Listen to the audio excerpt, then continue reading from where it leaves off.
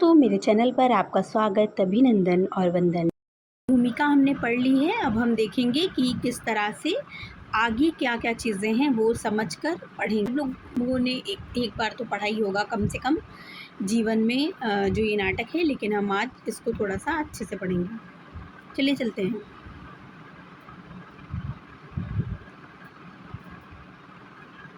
सबसे पहले हमने अभी पात्र देखा था, लेकिन एक बार फिर से देख लेते हैं। अश्वत्थामा हैं, गांधारी हैं, धृतराष्ट्र हैं, कृतवर्मा है, संजय हैं, वृद्ध प्रहरी हैं, वृद्ध याचक हैं, ठीक है।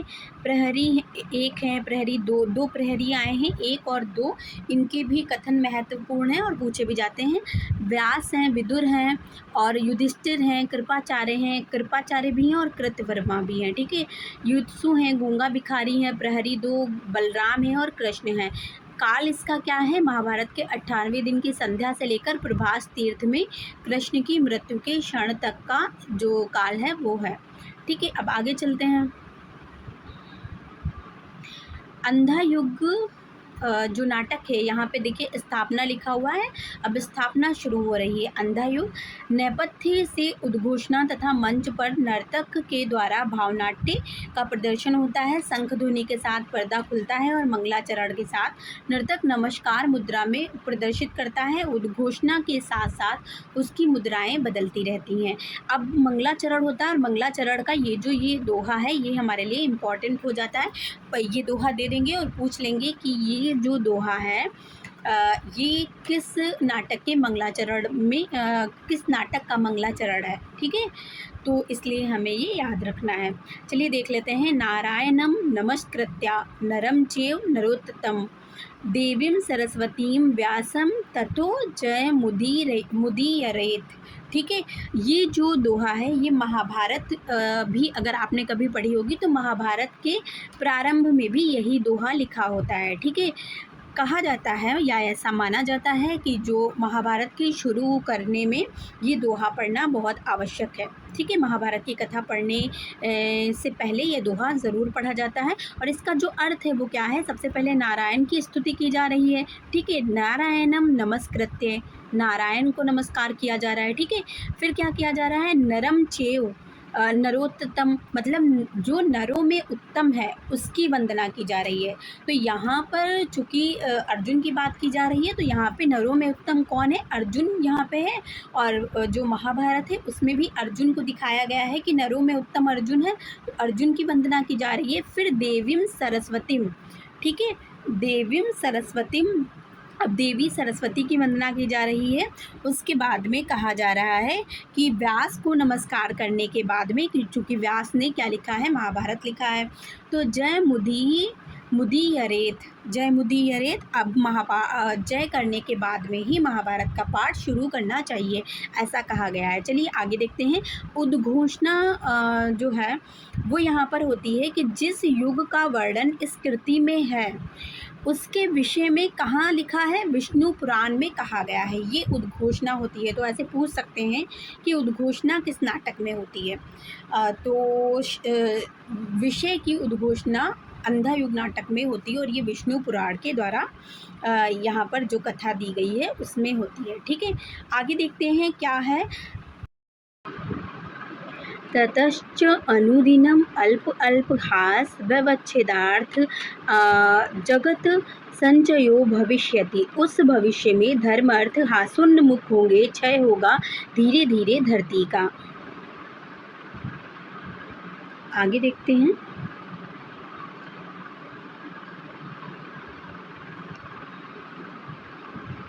अगला है ततश्चार्थ एविभिजन हेतु, सत्ता होगी उनकी जिनकी पूंजी होगी। किनकी सत्ता होगी? जिनके पास पूंजी होगी। कपट वोश धारण में महत्व हेतु, जिनके नकली चेहरे होंगे केवल उन्हें महत्व मिलेगा। एवं क्षति लुब्ध राजा शाह शैलामंतरद्रोणी प्रजा संश्री यशवंती, राजशक्तियाँ लोलुप होंगी। जनता उनसे पीड़ित होकर गहन गुफाओं में छिप छिप कर दिन काटेगी। गहन गुफाएं वे सचमुच की या अपने कुंठित अंतर की। गुफाओं में छिपने की मुद्रा का प्रदर्शन करते हुए नर्तक नेपथ्य में चला जाता है। अब यहाँ पर युद्धोपरांत मतलब युद्ध के बाद की बात बताई जा रही है, युद्ध के बाद की स्थिति है और एक गान हो रहा है कि यह अंधा युग अवतरित हुआ। लेखक कह रहा है ये, ठीक है, जिसमें स्थितियाँ, मनोवृत्तियाँ, आत्माएं सब विकृत हैं। ठीक है, क्या क्या विकृत है? स्थितियाँ, मनोवृत्तियाँ और आत्माएं है एक बहुत पतली डोरी मर्यादा की। मर्यादा की एक डोरी अभी भी बंधी हुई है। सब कुछ विकृत हो चुका है लेकिन फिर भी मर्यादा की एक डोरी बंधी हुई है, पर वह भी उलझी है दोनों ही पक्षों में। ठीक है, दोनों ही पक्षों में उलझी है। सिर्फ कृष्ण में साहस से सुलझाने का। आपको पता था कि जब ये युद्ध होता है महाभारत का तो श्री कृष्ण उसे सुलझाने के लिए बहुत प्रयास करते हैं कि ये युद्ध ना हो, लेकिन जब दुर्योधन नहीं मानता है तो फिर वो कहता है कि हम मतलब बिना लड़े सुई बराबर भी सुई की नोक के बराबर भी ज़मीन नहीं देंगे। फिर जब युद्ध होता है तो फिर श्री कृष्ण तो इसको सुलझाने का बहुत प्रयास करते हैं, लेकिन जो मर्यादा है उसको भी समेटने का प्रयास करते हैं, लेकिन ये मर्यादा दोनों ही पक्षों में उलझ जाती है। ठीक है, तो अब क्या कह रहे हैं कि वाह है भविष्य का रक्षक, वाह है अनासक्त। कौन है भविष्य का रक्षक, ऐसे प्रश्न बन सकता है। कौन है अनासक्त, ये भी प्रश्न बन सकता है। तो भविष्य का रक्षक और अनासक्त कौन है? कृष्ण है। ठीक है, अब क्या है?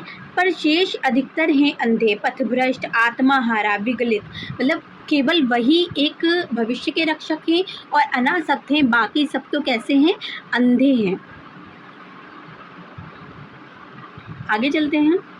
अब कह रहे हैं कि अपने अंतर की गुफाओं के वासी हैं। ठीक है, अपने अंतर की गुफाओं के वासी हैं। यह कथा उन्हीं अंधों की है, यह कथा ज्योति के अंधों के माध्यम से। ठीक है, ज्योति के अंधों की मतलब जिनके पास ज्योति है, जिनके पास प्रकाश है। ठीक है, ज्योति की, यह कथा ज्योति की है अंधों के माध्यम से। ज्योति की कथा है या प्रकाश की कथा है यह। ठीक है, लेकिन किसके माध्यम से? अंधों के माध्यम से है। यह कथा उन्हीं अंधों की है, अंधों की कथा है, अंधों के माध्यम से है, लेकिन है कैसी कथा? ज्योति की कथा है। ठीक है, मैंने अभी इसको पढ़ा था आपको पढ़ाने के लिए, तो फिर मैंने जो भी पॉइंट हाईलाइटेड होने वाले थे वो हाईलाइटेड भी करके रखे हुए हैं। ठीक है, अब हमारा पहला अंक शुरू हो जाता है।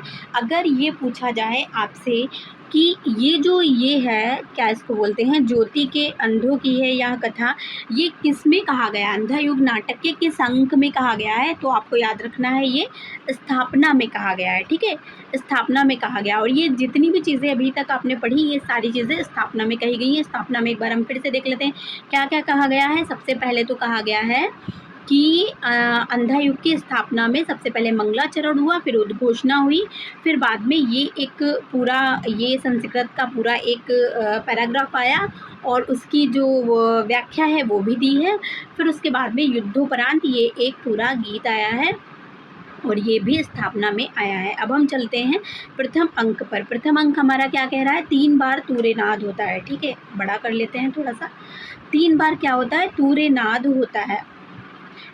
तूर्यनाद होता है कथा गायन के बाद में। टुकड़े टुकड़े हो बिखर चुकी मर्यादा। ठीक है, क्या अभी मर्यादा दोनों पक्षों की समेटने की कोशिश कर रहे थे श्री कृष्ण, लेकिन अब तो मर्यादा बिखर चुकी है, उसको दोनों ही पक्षों ने तोड़ा है। ठीक है, पांडव ने कुछ कम लेकिन कौरव ने कुछ ज़्यादा तोड़ा है। ठीक है, यह रक्तपात अब कब समाप्त होना है? यह अजब युद्ध है, नहीं किसी की भी जय, किसी की भी जय नहीं हुई है। मतलब युद्ध होता है तो किसी की जीत होती है और किसी की हार होती है, लेकिन यहाँ पर तो ये तो अजब ही युद्ध है, यहाँ पर तो किसी की भी जय नहीं हुई है, दोनों पक्षों को खोना ही खोना है। ठीक है, अंधों से शोभित था युग का सिंहासन। किससे शोभित था? अंधों से शोभित था। दोनों ही पक्षों में क्या हारा था? विवेक हारा था। और जीता क्या था? अंधापन जीता था। तो ये पूछ सकते हैं कि जब अंधा युग में 2 पक्षों की लड़ाई हुई थी तो उसमें जीता कौन था? तो कोई मतलब कौरव या पांडव नहीं जीते थे। ठीक है। आप ये दिमाग मत लगाने बैठ जाइएगा कि पांडव जीते थे या कौरव जीते थे, पांडव जीते थे, ऐसे इतिहास का वो नहीं ले लीजिएगा, बल्कि आपके नाटक में जो दिया है आप उससे बताएंगे। विवेक जो है वो क्या था, हारा था, जीता कौन था, अंधापन जीता था, ठीक है। अब कौन कौन सा अंधापन जीता था, 3 तरह का अंधापन जीतने की बात हुई है। एक तो भय का अंधापन, दूसरा ममता का अंधापन, तीसरा अधिकारों का अंधापन, ठीक है। भय का अंधापन, ममता का अंधापन और अधिकारों का अंधापन। जो कुछ सुंदर था, शुभ था, कोमलतम था, वह हार गया। जो कुछ सुंदर था, जो कुछ शुभ था, अच्छा था, जो कुछ कोमलतम था, वह सब हार गया। द्वापर युग बीत गया और इसी तरह द्वापर युग बीत गया, पर्दा उठने लगता है। देखिए, आपने श्री कृष्ण और महाभारत की पूरी कथा सुनी होगी, तो आपको पता होगा कि किस तरह से ये जो भय का अंधापन है, जो ममता का अंधापन है, जो अधिकारों का अंधापन है, ये किस अंधेपन की बात की जा रही है और कौन सी चीज़ें जो थी वो सुंदर थी, शुभ थी और कोमलतम थी, उनकी बात की जा रही है। तो अब हम चलते हैं आगे। अब यहीं पे द्वापर युग बीत जाता है और पर्दा उठने लगता है। यह महायुद्ध के अंतिम दिन की संध्या है, ठीक है। चारों ओर उदासी गहरी, कौरव के महलों का सूना गलियारा, हैं घूम रहे केवल 2 बूढ़े प्रहरी, ठीक है। 2 बूढ़े प्रहरी घूम रहे हैं, पहरा दे रहे हैं। कहाँ पे दे रहे हैं, कौरव नगरी में, ठीक है। फिर पर्दा उठने पर स्टेज खाली है, दाईं और बाईं ओर से बर्छे और ढाल लिए 2 प्रहरी आते हैं और वार्तालाप करते हैं और मतलब स्टेज पर आते हैं। अब पहला जो प्रहरी है वो क्या कह रहा है, देखते हैं हम। थके हुए हैं हम, पर घूम घूम पहरा देते हैं इन सूने गलियारों में। कौन कह रहा है, पहला प्रहरी कह रहा है कि हम थके हुए हैं, लेकिन फिर भी हम घूम घूम कर क्या करें, इन सूने गलियारों में पहरा दे रहे हैं। दूसरा प्रहरी क्या कह रहा है कि सूने गलियारों में जिसके इन रत्न जड़ित फर्शों पर कौरव वधुएं मंथर गति से सुरभित पवन तरंगों सी चलती थीं, आज वे विधवा हैं। क्या कह रहा है कि जिस इन सूने गलियारों में आज हम पहरा दे रहे हैं, इन्हीं सूने गलियारों में जो कौन थी, कौरव वधुएं थी। कौरव नगरी है ना, तो कौरव जो वधुएं थी वो क्या चलती थी, रत्न जड़ित फर्शों पर। कौन सी, मतलब फर्शों पर भी रत्न जड़े हुए थे, उस पर कौरव वधुएं चलती थी, मंथर मंथर गति से, बहुत ही अच्छी गति से, अच्छी चाल के साथ चलती थी। सुरभित पवन तरंगों सी चलती थी, आज वे विधवा हैं। मतलब बिल्कुल पवन की उपमा दी गई है, सुरभित पवन की उपमा उनकी चाल को दी गई है कि सुरभित, बहुत अच्छी पवन की तरह से, जैसे पवन सुरभित चलती है ना, उस तरह से जो कौरव वधुएं हैं वो चलती थी, लेकिन आज वो सब क्या है, विधवा हैं। ये सूचना कौन देता है हमें, ये सूचना हमें प्रहरी 2 देता है और इसलिए हम इसको भी थोड़ा सा हाईलाइट करेंगे, ठीक है। चलिए अब देख लेते हैं ये कितने इसमें जो ये चीज़ हैं ये आएंगे, ताकि हमें याद करने में आसानी हो। पहला हो गया, दूसरा हो गया, ठीक है। चलिए आगे चलते हैं। अब प्रहरी 1 कह रहा है कि थके हुए हैं हम। क्या कह रहा है कि थके हुए हैं हम, इसलिए नहीं कि कहीं युद्धों में हमने भी बाहुबल दिखाया है। प्रहरी थे हम केवल 17 दिनों के लोमहर्षक संग्राम में, भाले हमारे थे, ढाले हमारी ये निरर्थक पड़ी रहीं, अंगों पर बोझ बनी रहीं। रक्षक थे हम केवल, लेकिन रक्षणीय कुछ भी नहीं था यहाँ। मतलब वो प्रहरी यहाँ पहरा दे रहे थे, लेकिन फिर भी यहाँ कुछ रक्षा करने के योग्य नहीं था, लेकिन फिर भी वो पहरा दे रहे थे। तो हम इसको भी हाईलाइट कर लेते हैं, क्योंकि ये तो बहुत बार पूछा भी जा चुका है कि ये कौन कहता है कि 17 दिनों के लोमहर्षक संग्राम में भाले हमारे थे, ढाले हमारी ये निरर्थक पड़ी रहीं, अंगों पर बोझ बनी रहीं, रक्षक थे हम केवल, रक्षणीय कुछ भी नहीं था। तो 17 दिनों के लोमहर्षक संग्राम में ये कौन कहता है, ये प्रहरी 2 कहता है, प्रहरी 1 कहता है, ठीक है। ये वेरी इंपॉर्टेंट भी है। ये तीसरा हमारा हो गया, मस्ट है, इसको स्टार लगाते हैं, ठीक है। चलिए आगे चलते हैं। अब प्रहरी 2 कहता है कि रक्षणीय कुछ भी नहीं था यहाँ, फिर से वही बात दोहराता है, संस्कृति थी यहाँ एक बूढ़े अंधे की, ठीक है। वेरी इंपॉर्टेंट, पूछा भी जा चुका है। संस्कृति थी यहाँ एक बूढ़े अंधे की, संस्कृति थी, सॉरी, प्रहरी एक का येलो से कर रहे हैं और इसका थोड़ा सा रेड से। संस्कृति थी यह एक बूढ़े और अंधे की, जिसकी संतानों ने महायुद्ध घोषित किए, जिसको अंधेपन में मर्यादा, गलित अंग वेश्या सी प्रजा जनों को भी रोगी बनाती फिरी। उस अंधी संस्कृति, उस रोगी मर्यादा की रक्षा करते रहे हम 17 दिन। प्रहरी 2 क्या कह रहा है कि रक्षणीय कुछ भी नहीं था यहाँ, मतलब कोई भी चीज़ ऐसी नहीं थी जो रक्षा करने के योग्य थी। संस्कृति थी, किसकी थी ये संस्कृति? एक बूढ़े और अंधे की। किसकी? धृतराष्ट्र की संस्कृति है ये, ठीक है, धृतराष्ट्र है। धृतराष्ट्र की बात की जा रही है यहाँ पे। कह रहे हैं कि उसकी संस्कृति थी जिसकी संतानों ने महायुद्ध घोषित किए। इन्हीं लोगों ने तो महायुद्ध घोषित किए थे कि हम लड़े बिना एक सुई की नोक के बराबर भी ज़मीन नहीं देंगे ना। जिसके अंधेपन में मर्यादा कैसी हो गई? गलित अंग वेश्या सी। कैसी हो गई? गलित अंग वेश्या सी हो गई। ये चीज़ हम इसको थोड़ा हाईलाइट करते हैं कि कैसी हो गई? गलित अंग वेश्या सी मर्यादा हो गई, ठीक है, मर्यादा हो गई गलित अंग वेश्या सी। फिर क्या कह रहे हैं? प्रजाजनों को भी रोगी बनाती फिरी। जब अंधेपन में उसकी मर्यादा गलित वेश्या से हो गई, और जो प्रजाजन है उनको भी क्या कर रही है? रोगी बना रही है। उस अंधी संस्कृति, उस रोगी मर्यादा की रक्षा करते रहे हम 17 दिन, और उसी अंधी संस्कृति और उसी रोगी मर्यादा की हम 17 दिन रक्षा करते रहे। प्रहरी 2 ये कहता है, ठीक है। आगे चलते हैं। प्रहरी 1 फिर से कहता है, क्या कहता है कि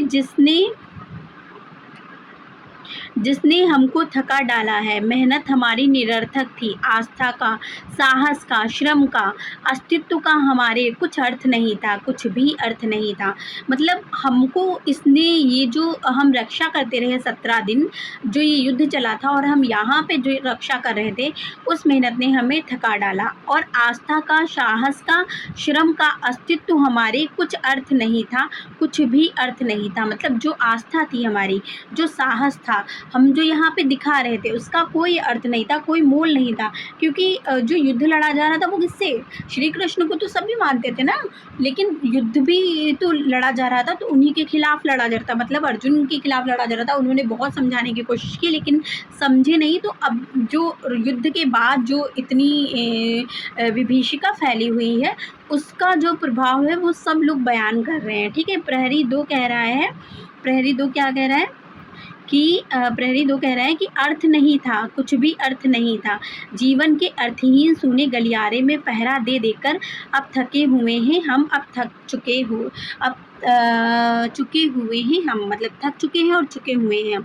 एक चीज़ आप लोग इसमें पैटर्न देखिए कि जो प्रहरी 1 कहता है और वो जो लास्ट में छोड़ता है, वही चीज़ ये उठा लेता है, और लेकिन थोड़ा सा उल्टा करके देखिए। अभी इसमें देखिए, कुछ भी अर्थ नहीं था, ये लिया है। अब इसने क्या ले लिया है? अर्थ नहीं था, कुछ भी अर्थ नहीं था। फिर से वही चीज़ रिपीट की है, और ऊपर वाली पंक्तियों में भी ऐसे ही रिपीट हुई है। देखिए, ये देखिए, लेकिन रक्षणीय कुछ नहीं था यहाँ, रक्षणीय कुछ नहीं था यहाँ, ठीक है। ऊपर भी देखिएगा ऐसे ही है। तो आप लोग इस पैटर्न को भी ध्यान रखिएगा, ताकि जब पेपर बनता है तो हमें थोड़ा सा आसानी हो जाती है समझने में।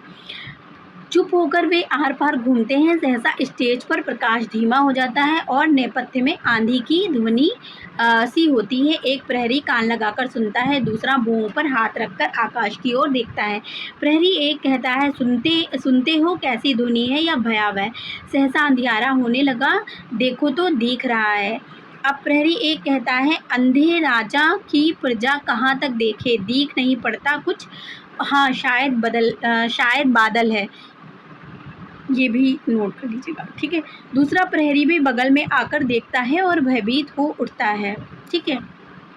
बादल नहीं है, वे गिद्ध हैं, लाखों करोड़ों पंखे फैलाए।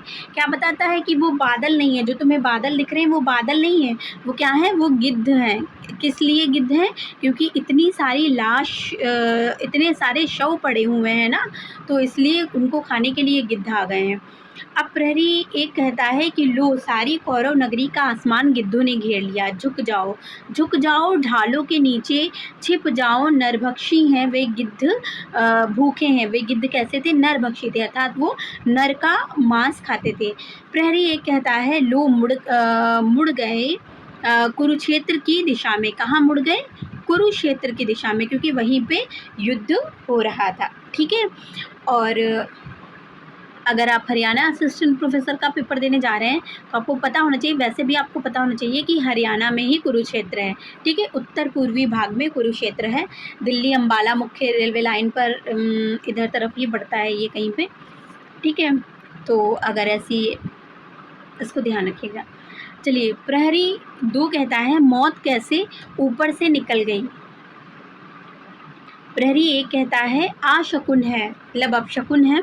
और फिर क्या कहता है? भयानक वहाँ पता नहीं क्या होगा कल तक इस नगरी में।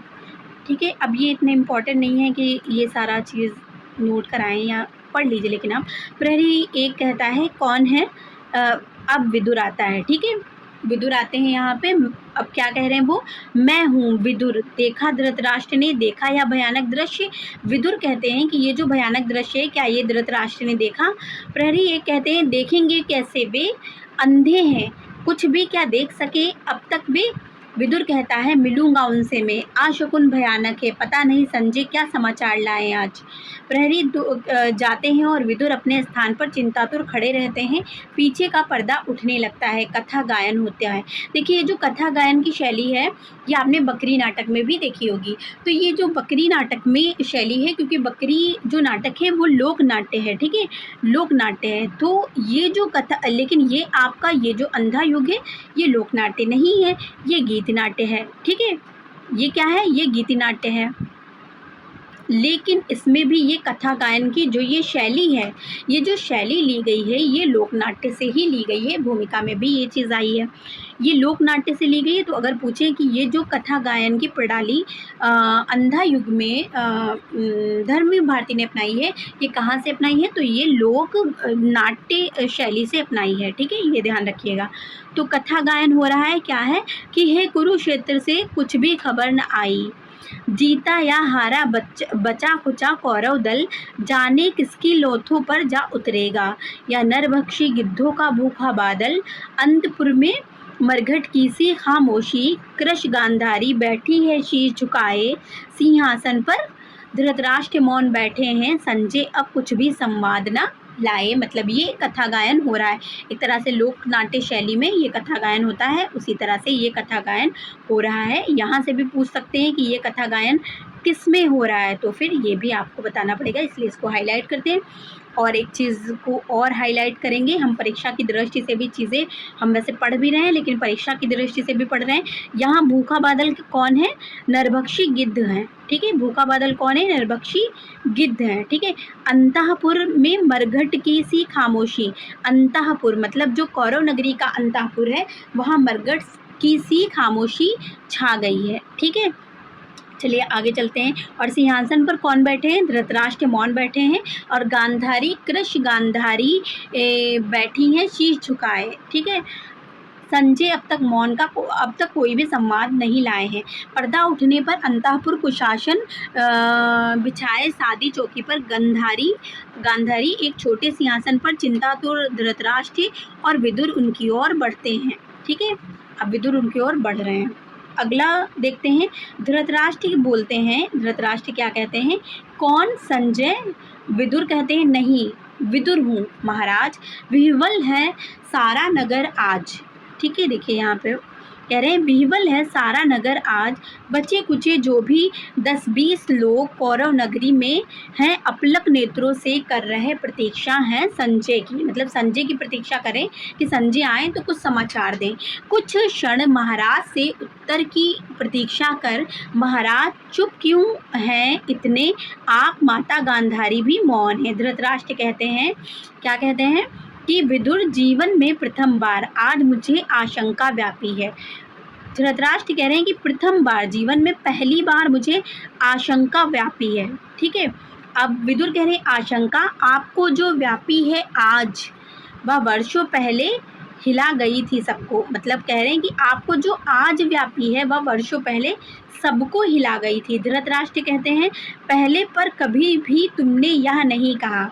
विदुर कहते हैं, क्या कह रहे हैं विदुर, देखिए विदुर कह रहे हैं भीष्म ने कहा था, गुरु द्रोण ने कहा था, इसी अंतःपुर में कहा था, मैं आकर कृष्ण ने कहा था।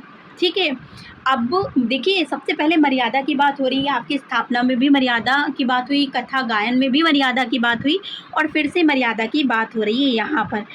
कृष्ण ने क्या कहा था और गुरु द्रोणाचार्य ने क्या कहा था और भीष्म ने क्या कहा था, ये सारी बातें कहाँ हुई थी, आकर अंतःपुर में। देखिए प्रश्न वन लाइनर बनते हैं तो हमें वन लाइनर के हिसाब से भी पढ़ना है। गुरु द्रोण ने कहा था, भीष्म ने कहा था, कहाँ पे कहा था, आकर अंतःपुर में कहा था आकर। ठीक है, अंतःपुर को अलग से करते हैं। और किसने कहा था, कृष्ण ने भी कहा था आकर, तो कृष्ण। ठीक है, 3 लोगों ने कहा था। अब कहा क्या था ये भी देखते हैं। मर्यादा मत तोड़ो, तोड़ी हुई मर्यादा कुचले हुए अजगर सी गुंजालिका में कौरव वंश को लपेट सूखी डाली सा तोड़ डालेगी। ठीक है, क्या कहा था इन तीनों ने, 3 लोगों ने कहा था, ये भी ध्यान रखिएगा, ये भी वन लाइनर प्रश्न बन सकता है। ठीक है, 3 लोगों ने कहा था। ठीक है, तो मर्यादा मत तोड़ो, तोड़ी हुई मर्यादा कुचले हुए अजगर सी गुंजालिका में कौरव वंश को लपेट कर सूखी लकड़ी सा तोड़ डालेंगी। ठीक है, तो ये पूछा जा सकता है किसने कहा था, तो कृष्ण मत लगाइएगा, ये तो किसने कहा था, विदुर। विदुर का कथन है तो यहाँ पे विदुर ही आएंगे। ठीक है, ये नहीं, आप ये मत समझो कि इन तीनों ने कहा था लिखा हुआ है तो आप वहाँ पे जाके लगा दीजिए। जो लोग बिगिनर्स हैं उनके लिए बता रही हूँ, जो लोग असिस्टेंट प्रोफेसर या इस टाइप की तैयारी कर रहे हैं, नेट क्वालिफाई कर रहे हैं, उनको तो बहुत अच्छे से पता होगा कि क्या करना है। धृतराष्ट्र समझ नहीं सकते हो विदुर तुम, मैं था जन्मांध, कैसे कर सकता था ग्रहण में बाहरी यथार्थ या सामाजिक मर्यादा को।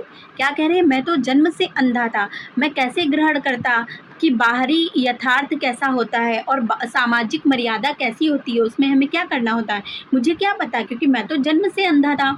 अब विदुर कह रहे हैं कि जैसे संसार को किया था ग्रहण, आप अंधे थे लेकिन आपने फिर भी संसार को तो ग्रहण किया था, अपने अंधेपन के बावजूद आपने संसार को ग्रहण किया था। ऐसे ही आप क्या करते, उस मर्यादा को, जब श्री कृष्ण ने कहा था कि मर्यादा मत तोड़ो, कुचले हुए अजगर सी गुंजालिका में लपेट लेगी कौरव नगरी को, तो उसी तरह से उसको भी आप ग्रहण करते, उस जो उपदेश को भी ग्रहण करते। अब धृतराष्ट्र कहते हैं पर वह संसार स्वतः अपने अंधेपन से उपजा था, मैंने अपने ही वैयक्तिक संवेदन से जो जाना था केवल उतना ही था मेरे लिए। वस्तु जगत इंद्रजाल की माया सृष्टि के समान घने गहरे अंधियारे में एक काले बिंदु सा मेरे मन में सारे भाव किए थे विकसित, मेरी सब वृत्तियाँ उसी से परिचालित, मेरा स्नेह, मेरी घृणा, मेरी नीति, मेरा धर्म बिल्कुल मेरा ही व्यक्तिक था, उसमें नैतिकता का कोई बाह्य मापदंड ही नहीं था। कौरव जो मेरी मांसलता से उपजे थे वही थे अंतिम सत्य, वे मेरी ममता ही वहाँ नीति थी, मर्यादा थी। ये जो लास्ट की लाइन है, पंक्तियाँ हैं, ये बहुत इंपॉर्टेंट है, बहुत बार पूछा जा चुका है, तो फिर इनको हम बहुत अच्छे से हाईलाइट करते हैं। कौरव जो मेरी मांसलता से उपजे थे वे ही क्या थे, वे ही मेरी, यहाँ पे ममता आया है तो ममता देख के आप लोग गांधारी को मत लगा दीजिएगा। ठीक है, मेरी ममता वहाँ नीति थी, मर्यादा थी, और मेरी मांसलता से उपजे थे, तो यहाँ ये मत सोचिएगा कि यहाँ पे गांधारी कह रही है, यहाँ पे धृतराष्ट्र कह रहे हैं। ठीक है, धृतराष्ट्र कह रहे हैं, बिगिनर्स ध्यान देंगे। ठीक है, हम लोग तो सबके लिए पढ़ रहे हैं ना, कोई इसलिए नहीं पढ़ रहे हैं कि केवल जो लोग असिस्टेंट प्रोफेसर की तैयारी कर रहे हैं वही केवल पढ़ें। चलिए देख लेते हैं एक बार इन पंक्तियों का थोड़ा सा अर्थ, ज़्यादा डीप में नहीं, बस इतना कि हमें समझ में आ जाए कि कहना क्या चाह रहे हैं।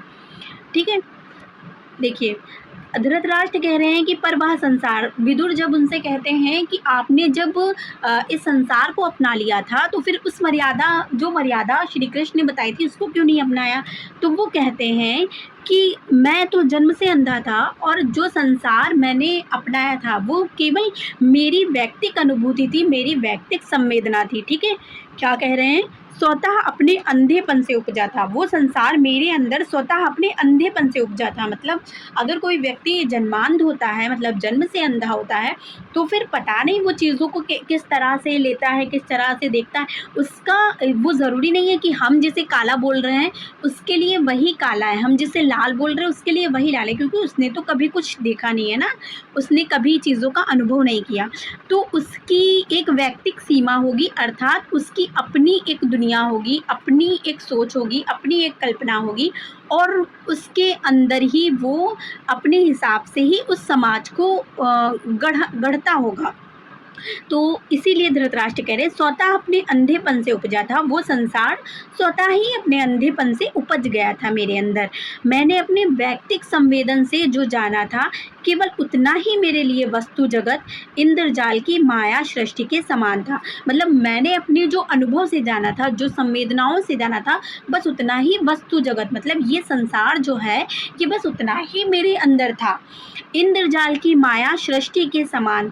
और ये इंद्रजाल की एक माया सृष्टि के समान घने गहरे अंधियारे में एक काले बिंदु से मेरे मन ने सारे भाव किए थे विकसित। मतलब एक काले बिंदु के जैसे मुझे दिखता रहता था। अब जो व्यक्ति जन्मांध है उसको वो चीज़ें महसूस करता है।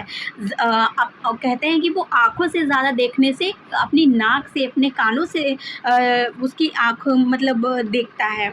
तो उन लोग की ये सेंस बहुत ज़्यादा एक्टिव हो जाते हैं, जैसे कि नाक है, इंद्रियां सारी एक्टिव हो जाती हैं। आँख अगर नहीं होती, किसी एक चीज़ की कमी के कारण कोई दूसरी चीज़ में ज़्यादा एक्टिवनेस आ जाती है। ठीक है, तो वही चीज़ बता रहे हैं कि मैं अब मेरे अंदर जो ये वस्तु जगत है, ये मेरी अपनी वैयक्तिक सीमाओं के ही घेरा बनाए हुए था, और एक काले बिंदु के समान मुझे यह दिखता है। मेरे मन ने सारे भाव किए थे विकसित, मेरे मन ने सारे भाव विकसित किए थे, मेरी सब वृत्तियाँ उसी से परिचालित थी। ठीक है, मेरा स्नेह, मेरी घृणा, मेरी नीति, मेरा धर्म बिल्कुल मेरा ही वैयक्तिक था। मतलब मेरा जो स्नेह है किसी के प्रति, किसी से घृणा है, मेरी नीतियाँ बनी हैं जो, या मेरा जो धर्म है वो बिल्कुल मेरे लिए वैयक्तिक था। ठीक है, अब यहाँ पे ये चीज़ भी आप नोट करिए कि कौन ये कहता है कि मेरे लिए मेरा सब कुछ वैयक्तिक था, मेरा अपना था। तो धृतराष्ट्र कहते हैं क्योंकि वो जन्मांध थे। अब विदुर कहते हैं कि पहले ही दिन से किंतु आपका वह अंतिम सत्य कौरवों का सैनिक बल होने लगा था सिद्ध झूठा और शक्तिहीन। पिछले 17 दिन से एक एक कर पूरे वंश के विनाश का संवाद सुनते रहे। विदुर यहाँ पे थोड़ा सा जो है वो उस टाइप के हो जाते हैं, गुस्से में आ जाते हैं। हमें का जो स्वर है वो हमें विद्रोही दिखता है। अब वो कह रहे हैं कि पहले ही दिन से किंतु आपका वह अंतिम सत्य, जो आपका अंतिम सत्य है कि मेरी ही वैयक्तिक सीमाओं से, वो जो सत्य है कौरव का सैनिक बल होने लगा था सिद्ध झूठा और शक्तिहीन। ठीक है, फिर क्या है, पिछले 17 दिनों से अंतिम सत्य क्या इन्होंने बोला है कि मेरी जो कौरव मेरी मानसलता से उपजे थे वे ही थे मेरे अंतिम सत्य। ठीक है, अंतिम सत्य क्या बोला है, कौरव जो मेरी मानसलता से उपजे थे। ये भी पूछ ले सकते हैं, आप कुछ भी प्रश्न बना रहे हैं तो ये भी बना सकते हैं कि अंतिम सत्य क्या था, ये बता दो भैया। मतलब धृतराष्ट्र के अनुसार अंतिम सत्य क्या था, तो आपको बताना पड़ेगा कि कौरव जो उनकी मानसलता से उपजे थे वे ही थे अंतिम सत्य। अब विदुर कह रहे हैं पहले ही दिन से, किंतु आपका वह जो अंतिम सत्य था, मतलब कौरव जो थे, कौरव का सैनिक बल वो होने लगा था सिद्ध झूठा, मतलब वो तो सिद्ध होने लगा था कि झूठा है और शक्तिहीन भी है। पिछले 17 दिनों में एक एक कर पूरे वंश का विनाश संवाद सुनते रहे। वही जो जिसको आप अंतिम सत्य मानते हैं उसी के उस पूरे वंश का विनाश का संवाद आप सुनते रहे, 17 दिन सुनते रहे। धृतराष्ट्र कहते हैं मेरे लिए वे संवाद सब निरर्थक थे। क्या थे? सब बेकार थे, क्योंकि मैं हूँ जन्मांध, केवल सुन ही तो सकता हूँ। संजय मुझे देते हैं केवल शब्द, उन शब्दों से जो आकार चित्र बनते हैं उनसे मैं अब तक अपरिचित हूँ, कल्पित कर सकता नहीं। कैसे दुशासन की आहत छाती से रक्त उबल रहा होगा, कैसे क्रू भीम ने अंजलि में किसकी छाती से, दुशासन की छाती से। ठीक है, अब यहाँ पे वो दुशासन का नाम ले रहे हैं। ठीक है, कह रहे हैं कि उसकी छाती से कैसे खून निकला होगा, कैसे उबल रहा होगा, वो सब मैं कल्पना ही नहीं कर सकता। कैसे क्रूर भीम ने अंजलि में धार उसे होठ तर किए होंगे, ठीक है। अंजलि में उस खून को लेकर भीम ने किस तरह से होठ तर किए होंगे, वो मैं कल्पना नहीं कर सकता। गांधारी कानों पर हाथ रखकर कहती है, क्या कहती है कि महाराज मत दोहराएं, वह सह नहीं पाऊंगी, क्षण भर चुप रहें। धृतराष्ट्र कहते हैं, क्या कहते हैं कि आज मुझे भान हुआ, क्या कहते हैं, ये बहुत इंपॉर्टेंट भी पंक्तियां हैं कि आज मुझे, एक सेकेंड, आज मुझे भान हुआ, मेरी वैयक्तिक सीमाओं के बाहर भी सत्य हुआ करता है, आज मुझे भान हुआ। सहसा या उगा कोई बांध टूट गया है, कोटि कोटि योजन तक दहाड़ता हुआ। योजन एक मापने की एक इकाई है, ठीक है। फिर उसके बाद में कह रहे हैं, मेरे व्यक्तिक अनुमानित सीमित जग को लहरों की विषय जीवाओं से निकलता हुआ मेरे अंतर्मन में बैठ गया, सब कुछ बह गया, मेरे अपने वैयक्तिक मूल्य, मेरी निश्चिंत किंतु ज्ञानहीन आस्थाएं। अब जहाँ पर भी वैयक्तिक आएगा वहाँ पे आप लगा दीजिएगा बेझिझक धृतराष्ट्र, क्योंकि वो ही अपनी वैयक्तिक और अपनी व्यक्तिगत सीमा की बात कर रहे हैं, क्योंकि वो अंधे थे और वो उसके बाहर कुछ भी नहीं देख पा रहे थे। ये भी बहुत इम्पॉर्टेंट है, इसको भी स्टार हम लगाते हैं। आगे चलते हैं। फिर उसके बाद में कह रहे हैं कि विदुर कह रहे हैं, क्या कह रहे हैं देखते हैं। विदुर कह रहे हैं कि यह जो पीड़ा ने पराजय ने दिया है ज्ञान, दृढ़ता ही देगा वह। किसने दिया है? पीड़ा ने, पराजय ने क्या दिया है? ज्ञान दिया है। वह क्या देगा? दृढ़ता ही देगा, मतलब दृढ़ बनाएगा आपको। फिर कह रहे हैं फिर उसके बाद में कह रहे हैं, धृतराष्ट्र कह रहे हैं, क्या कह रहे हैं, किंतु इस ज्ञान ने भय ही दिया है विदुर। जहाँ विदुर कह रहे हैं कि यह ज्ञान आपको दृढ़ता देगा, वहाँ धृतराष्ट्र कह रहे हैं यह ज्ञान ने मुझे भय दिया है। जीवन में प्रथम बार आज मुझे आशंका व्यापी है। फिर से कह रहे हैं मुझे आज आशंका व्यापी है। विदुर कह रहे हैं भय है तो ज्ञान है अधूरा अभी। अगर आपको भय है तो आपका ज्ञान अभी अधूरा है। प्रभु ने कहा था वह ज्ञान जो समर्पित नहीं अधूरा है। मनोबुद्धि तुम अर्पित कर दो मुझे, भय से मुक्त होकर तुम प्राप्त मुझे ही होगे, इसमें संदेह नहीं।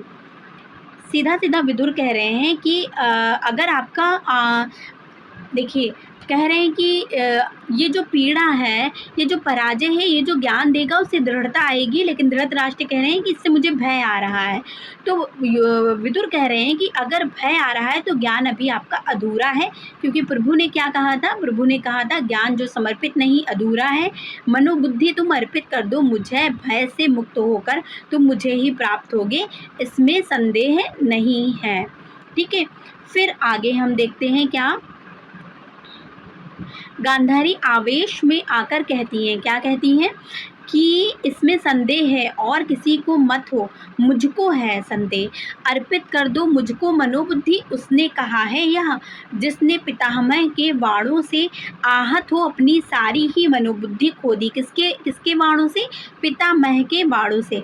उसने कहा है यहाँ जिसने मर्यादा को तोड़ा है। बार बार गांधारी भी आवेश में आ जाती है और कहती है उसने भी तो मर्यादा को तोड़ा है, बार बार उसने ही यह कहा। धृतराष्ट्र कह रहे हैं शांत रहो, शांत रहो गांधारी, शांत रहो, दोष किसी को मत दो।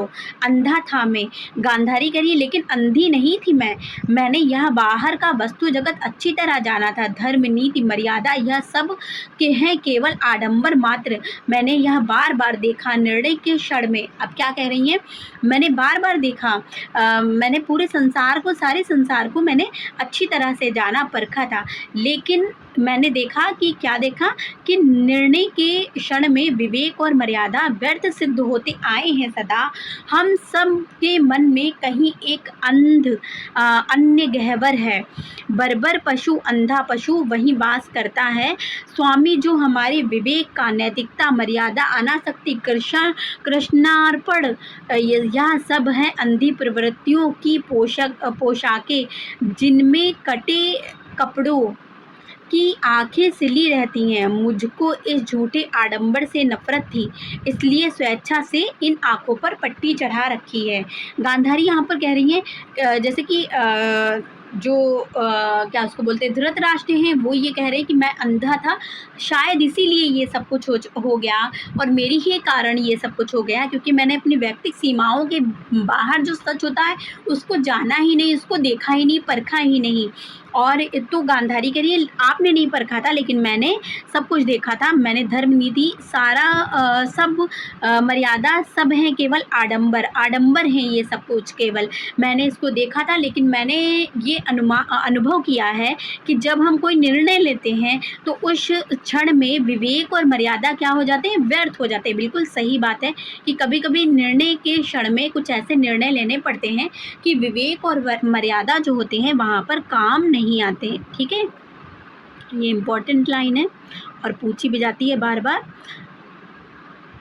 ठीक है, आपको बता दूं कि जो गांधारी हैं वो धृतराष्ट्र, चूँकि उनके पति अंधे थे और गांधारी पतिव्रता थी, तो इसलिए उन्होंने क्या किया, उन्होंने भी अपनी आँखों पर पट्टी बांध ली थी और वो भी अंधों की तरह ही जीवन व्यतीत करती थी। अब क्या कह रही हैं कि हम सब, ये तो आपको पता है, हाँ यहाँ देख लेते हैं, हम सब मन के कहीं एक अन्य गहवार बर्बर पशु, अंधा पशु वहीं वास करता है। ठीक है, कह रही है कि हम सबके मन में क्या है, एक अन्य गहवर है, मतलब गुफा है, और वहीं एक पशु जो है वो वास करता है। स्वामी जो हमारे विवेक का है, हमारे विवेक का वो स्वामी है। कौन? एक अंधा पशु है जो हमारे मन की गुफा में रह रहा है और वही हमारे विवेक का स्वामी है। और किसका स्वामी है? नैतिकता का स्वामी है, मर्यादा का स्वामी है, अनासक्ति का स्वामी है, कृष्णार्पण का स्वामी है। मतलब हमारी जब नैतिकता है मर्यादा है, अनासक्ति है, कृष्णार्पण है, यह सब की हैं अंधी प्रवृत्तियों की पोशाकें। क्या है? अंधी प्रवृत्तियों की पोशाकें ही हैं जिनमें कटे कपड़ों की आंखें सिली रहती हैं। क्या इस जो गहवर है, गुफा है, उसमें ये सारी चीज़ें अंधी प्रवृत्तियों की पोशाकें और इसमें आंखें सिली रहती हैं। मुझे इस झूठ आडंबर से नफरत है, इसलिए स्वेच्छा से मैंने पट्टी चढ़ा रखी है। विदुर, कटु हो गई हो तुम गांधारी, पुत्र शोक ने तुमको अंदर से जर्जर कर डाला है। तुम्ही ने कहा था दुर्योधन से, किससे कहा था? दुर्योधन से कहा था। गांधारी, मैंने कहा था दुर्योधन से, धर्म जिधर होगा ओ मूर्ख उधर जय होगी। किसने ये बात कही थी?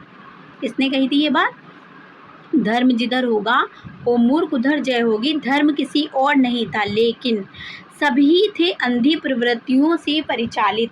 जिसको तुम कहते हो प्रभु, उसने जब चाहा मर्यादा को अपने ही हित में बदल लिया। ठीक है, ये यहाँ से अलग आप याद करिएगा। और यहाँ से धर्म जिधर होगा ओ मूर्ख उधर जय होगी। धर्म किसी और नहीं था, लेकिन सब ही थे अंधी प्रवृत्तियों के परिचालित। ये अलग से याद करिएगा, क्योंकि ये इतना अलग पूछा जाता है और ये इतना अलग। ठीक है, आगे चलते हैं। यहाँ पे जो वंचक की बात कर रहे हैं, ये गांधारी किसके लिए कह रही है? श्री कृष्ण के लिए कह रही है। धृतराष्ट्र शांत रहो गांधारी, बार बार धृतराष्ट्र शांत कराते हैं जब भी वो श्री कृष्ण को कुछ कहती हैं। विदुर कह रहे हैं यह कटु निराशा की उद्दत अनास्था है, क्षमा करो प्रभु। या कटु अनास्था भी अपने चरणों में स्वीकार करो। आस्था तुम लेते हो, लेगा अनास्था कौन? पुत्र शोक में जर्जर है माता गांधारी। विदुर क्या कह रहे हैं कि यह जो गांधारी के मुख से निकल रहा है उसके लिए विदुर क्षमा प्रार्थनी है, किसके समक्ष? श्री कृष्ण के समक्ष। और कह रहे हैं कि तुम यह कटु अनास्था भी तुम अपने चरणों में स्वीकार करो।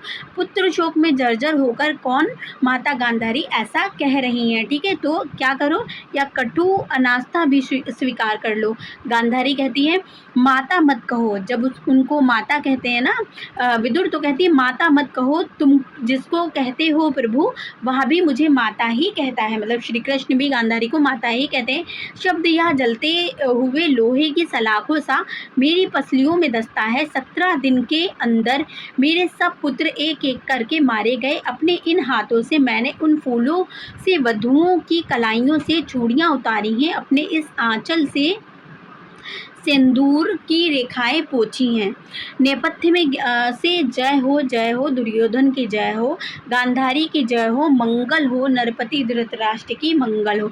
धृतराष्ट्र कहते हैं देखो विदुर कौन संजय आए, गांधारी कहती हैं जीत गया मेरा पुत्र दुर्योधन, जीत गया वह जीतेगा निश्चय आज। प्रहरी का प्रवेश होता है, याचक है महाराज।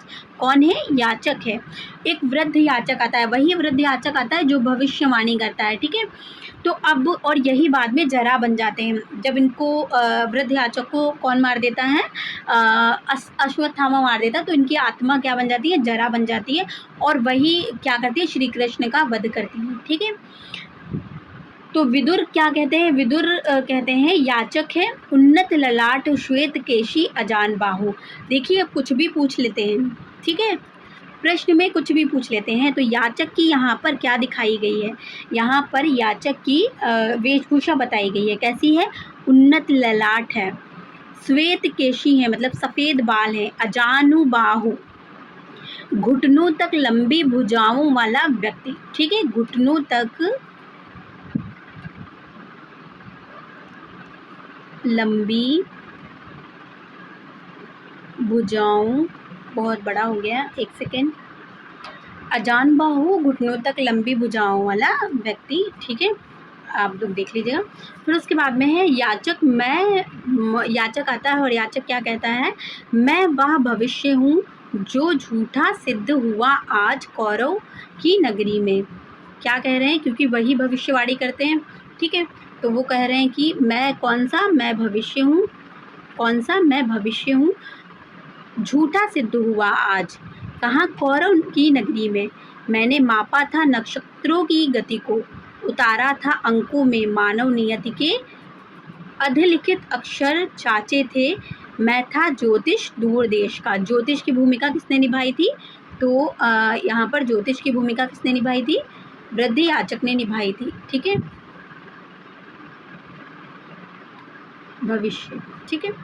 फिर उसके बाद में धृतराष्ट्र कहते हैं याद मुझे आता है तुमने कहा था कि द्वंद्व अनिवार्य है, ठीक है, द्वंद्व मतलब युद्ध अनिवार्य है क्योंकि उससे ही जय होगी कौरव दल की। याचक कहता है मैं वही हूँ, आज मेरा विज्ञान सब मिथ्या ही सिद्ध हुआ। सहसा एक व्यक्ति ऐसा आया जो सारे नक्षत्रों की गति से भी ज़्यादा शक्तिशाली था। उसने रणभूमि में विषादग्रस्त अर्जुन से कहा मैं हूँ परात्पर, जो कहता हूँ करो सत्य जीतेगा, मुझसे लो सत्य मत डरो। परमात्मा होगा या परात्पर होगा, आप लोग बताइएगा। काफ़ी टाइम हो गया,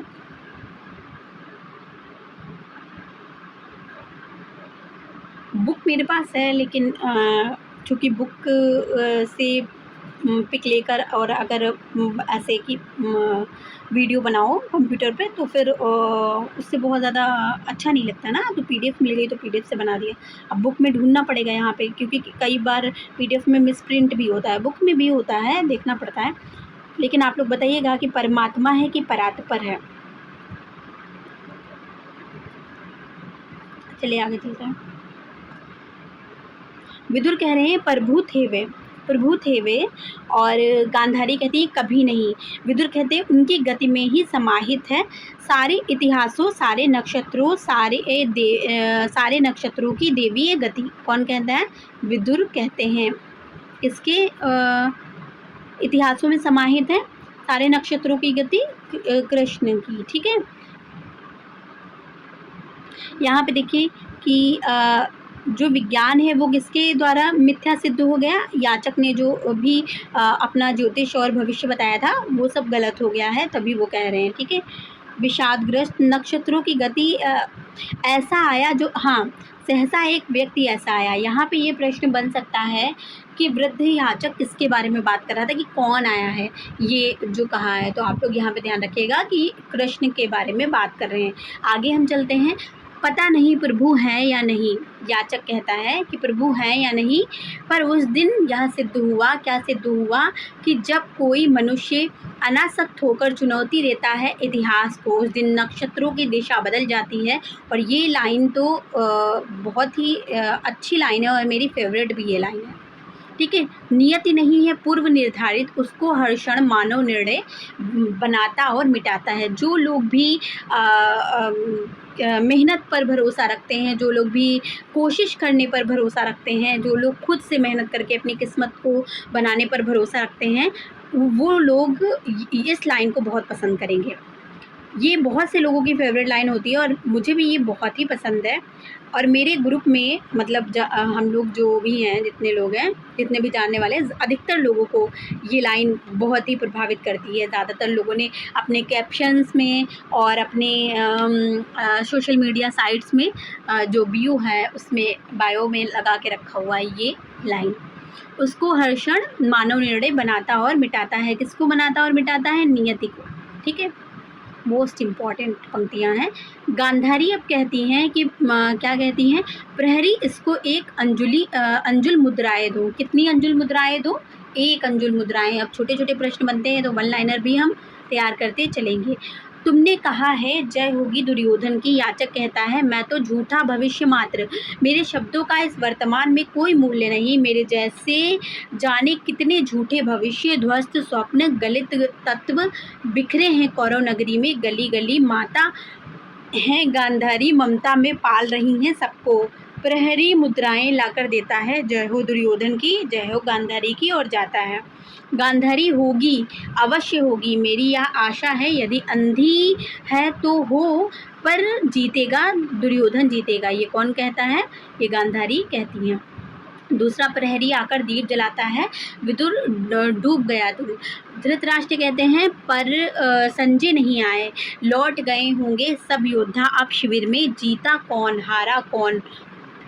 विदुर कहते हैं महाराज संशय मत करो, संजय जो समाचार लाएंगे शुभ होगा, माता अब जाकर विश्राम करें, नगर द्वार अपलक ही खुले ही हैं संजय के रथ की प्रतीक्षा में। एक और विदुर और दूसरी ओर धृतराष्ट्र तथा गांधारी जाते हैं। प्रहरी पुनः स्टेज के आर पार घूमने लगते हैं। प्रहरी एक कहता है मर्यादा, दूसरा कहता है अनास्था। प्रहरी एक क्या कहता है? मर्यादा, दूसरा कहता है अनास्था, तीसरा कहता है पुत्र शोक, और चौथा कहता है भविष्यत। मतलब मर्यादा की बात पहले हुई, फिर अनास्था मतलब आस्था कौन है? आस्था के अपोजिट आस्था इधर किसकी सबसे ज़्यादा दिखाई दे रही है हमें? विदुर की। अनास्था किसकी दिखाई दे रही है? गांधारी की। पुत्र शोक में कौन तड़प रहा है? धृतराष्ट्र और गांधारी दोनों तड़प रहे हैं। भविष्यत कौन भविष्य को लेकर आया था यहाँ पर? तो यहाँ पर जो भविष्य की बात कर रहा था वो वृद्ध याचक था, लेकिन जो स्थापना में भविष्य की बात कर रहे थे वो कौन थे? श्री कृष्ण थे। फिर प्रहरी एक कह रहा है यहाँ पर, ठीक है। अब प्रहरी एक कह रहा है ये सब राजाओं के जीवन की शोभा है, ये जिनको ये सब प्रभु कहते हैं इन सब को अपने ही जिम्मे ले लेते हैं। मतलब जिनको सब प्रभु कहते हैं इन सब को अपने ही जिम्मे ले लेते हैं, पर यह जो हम दोनों का जीवन सूने गलियारों में बीत गया कौन इसे अपने जिम्मे लेगा। हमने मर्यादा का अतिक्रमण नहीं किया क्योंकि नहीं थी अपनी कोई भी मर्यादा। मतलब जब हमारी कोई मर्यादा ही नहीं थी, वो लोग कह रहे हैं, तो फिर हमने मर्यादा का अतिक्रमण भी नहीं किया। यहाँ पे हम इसे इम्पोर्टेंट में लगाते हैं। और ये कौन कह रहा है? ये प्रहरी एक कह रहा है, ठीक है। जिसकी अपनी कोई मर्यादा ही नहीं है, जिसकी अपनी कोई सीमाएं ही नहीं हैं, तो फिर उसकी मर्यादा और उसकी सीमाएं भंग होने का खतरा ही नहीं रहेगा। हमको अनास्था ने कभी नहीं झकझोरा। अनास्था मतलब अभी विदुर और जो क्या उसको बोलते हैं धृतराष्ट्र और गांधारी के बीच आस्था और अनास्था की चर्चा चल रही थी। तो प्रहरी दो कह रहा है कि हमको अनास्था ने कभी नहीं झकझोरा क्योंकि नहीं थी अपनी कोई भी गहन आस्था। देखिए प्रहरियों के माध्यम से जो धर्मवीर भारती हैं वो एक बहुत अच्छा संदेश देना चाह रहे हैं कि जिनकी कोई अपनी आस्था नहीं होती, उनकी अनास्था उनकी मतलब उनकी आस्था अगर चली भी गई तो उनकी तो कोई आस्था है ही नहीं। तो अनास्था हो आस्था हो उनसे क्या ही मतलब है, मतलब चरित्रहीनता हो तो उनसे क्या ही मतलब है। इस तरह के बहुत सारे प्रश्न हम यहाँ पर उठा सकते हैं। और मर्यादा का अतिक्रमण नहीं किया क्योंकि मर्यादा ही नहीं है। तो इन दोनों जो पंक्तियाँ हैं, ये दोनों जो दोहे की तरह एक हमें दिखाई दे रहे हैं, इनमें बहुत कुछ छुपा हुआ है। आगे हम चलते हैं। प्रहरी एक कहता है कि हमने नहीं झेला शोक, हमने शोक भी नहीं झेला, हमने दर्द भी नहीं झेला, सूने गलियारों सा सूना यह जीवन भी बीत गया क्योंकि हम दास थे। क्या थे? दास थे, केवल वहन करते थे आज्ञाएं हम अंधे राजा की, नहीं था कोई अपना खुद का मत, कोई अपना निर्णय, मतलब हमारा तो कोई अपना निर्णय, आज की जो जनता है या आज के जो लोग हैं या हम हैं, हम खुद हैं, हमारा कोई अपना निर्णय नहीं है और हम क्या कर रहे हैं, दूसरों की मत पर चलते जा रहे हैं। फिर बाद में हम इस हिसाब से हमारा कोई जीवन ही नहीं है। इसलिए जो धर्मवीर भारती हैं उनके मतलब इस नाटक में इस चीज़ को भी उभारा है कि अगर व्यक्ति विचार शून्य है तो इसका मतलब है कि वो फिर उसका जीवन कुछ भी नहीं है। ठीक है, जीवन की शून्यता, जीवन की जो शून्यता से प्रौढ़ता की ओर जीवन कब जाता है, जब विचारशील व्यक्ति होता है। ठीक है, उसके अपने कुछ मत होते हैं, उसके अपने निर्णय होते हैं, उसकी अपनी सोच होती है, उसकी अपनी क्षमताएं होती हैं, उसकी अपनी सीमाएं होती हैं।